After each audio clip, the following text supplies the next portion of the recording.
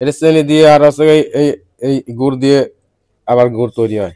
এটা চিনি জ্বালায়া, পানি দিয়ে চিনি জ্বালায়া আর এই গুড় দিয়ে গুড় দিয়ে এই গুড় দিয়ে গুড় তৈরি হয়।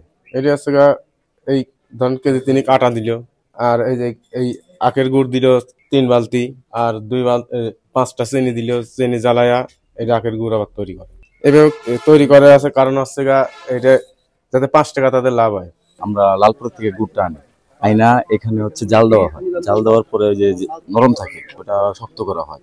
শক্ত কইরা তারপরে ওটা আপনার প্যাকেট করে টিনে বইরা তারপর নিয়ে যাওয়া হয়, বিভিন্ন জায়গায় নিয়ে যাওয়া হয়। নরম গুড় শক্ত করার জন্য কি কি ব্যবহার হয়? একমাত্র দেখছি চিনি আনা হয় এই পর্যন্ত। আটা, রং না, এগুলো আমি দেখি নাই, কিন্তু আপনারা আসার পর আমি দেখলাম।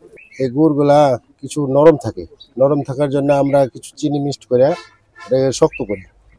আর এখানে আপনার মূলত গরুর খাবার, কিছু মানুষের খাবার তৈরি হয়। এরা হচ্ছে গুড় উৎপাদন করে, গুড় এবং খেজুর এবং হচ্ছে আখের গুড়।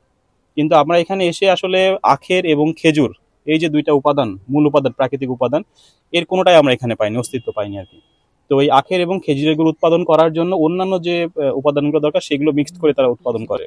তো এখানে এসে আমরা দেখতে পেয়েছি এরা বিভিন্ন রঙের, বিশেষ করে লাল বা খয়েরি রঙের যে রংটা রয়েছে, যেটা হচ্ছে আখের বা খেজুরের গুড়ের মতো যে রংটা, সেটা এর সাথে ফিটকিরি আর চিনি তো আছেই, তার সাথে হচ্ছে আঠা আঠা এবং আটা, যেটা আর কি ফ্লাওয়ার যেটাকে বলে আটা, সেটা সহ আরো বেশ কিছু উপাদান আমরা পেয়েছি, যেটা মিক্সড করে এরা আসলে এই গুড়টা উৎপাদন করে এখানে।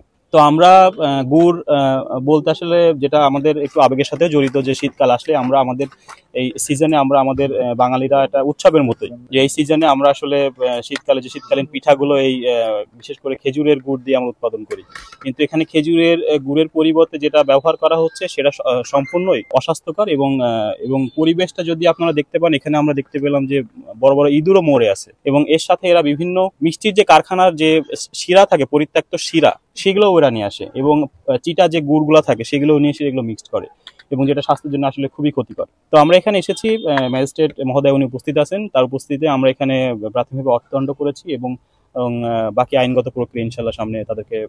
এখানে কোনো গুড়ের অস্তিত্ব নাই, আখের কোনো অস্তিত্ব নাই, এবং কোনো খেজুরের গুড়ের কিছু আমরা দেখেছি, সেগুলো খেজুরের গুড়ের কোনো অস্তিত্ব নাই। তারা বিভিন্ন ধরনের রং, কেমিক্যাল, এরপরে আটা, ময়দা, এইগুলো মিক্স করে পুরাতন গুড়ের সাথে, চিনির সাথে এগুলো মিক্স করে তারা এক ধরনের গুড় উৎপাদন করে, যেটা আসলে দেখতে গুড়ের মতো হলেও এটা আসলে গুড় না। তো আমরা এদেরকে 4 লক্ষ টাকা অর্থদণ্ড করেছি, এবং আমরা এখানে স্পট নিলাম করেছি যেগুলো এরা ব্যবহার করছিল সেগুলো, এবং আমরা এই কারখানাকে সিলগালা করে দিয়ে যাব, এবং এই মালিকের বিরুদ্ধে আইনগত ব্যবস্থা নেওয়া হবে।